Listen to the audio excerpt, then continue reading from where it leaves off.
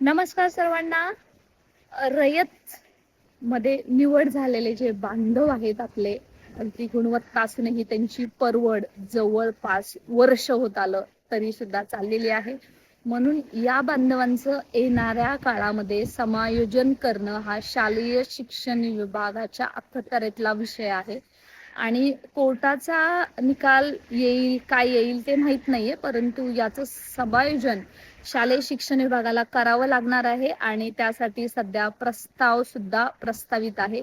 या प्रस्तावाला शिक्षणाधिकारी लवकरच जे कोणी येतील ते मंजुरी देतील आणि त्याच्यानंतर यांच्या समायोजनानंतरच शिक्षक भरतीच्या दुसऱ्या टप्प्याचा मार्ग सुकर होणार आहे. परंतु त्या अगोदर सर्वात महत्वाची बाजू म्हणजे जरी या रयत बांधवांचं समायोजन झालं येणाऱ्या काळामध्ये, तरी सुद्धा आता सर्व जागा सेकंड फेज मध्ये येणार आहेत दुसऱ्या टेट 2022ला.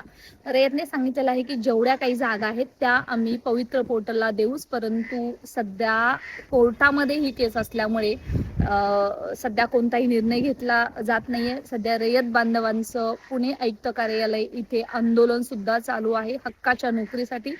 त्याचबरोबर रयत बांधवांनी मुंबई कोर्टामध्ये कोर्ट केसमध्ये इंटरव्हेन्शन सुद्धा दाखल केलेलं आहे. दोन्ही साईडनी प्रयत्न चालू आहेत. बघूयात यांचा निकाल काय येतोय, परंतु लवकरात लवकर यांचा प्रश्न मार्गी लागायला हवा. कारण फक्त काही शासनाच्या चुकीमुळे आज यांची ही अवस्था झालेली आहे आणि मानसिकता दिवसेंदिवस ढासळत आहे.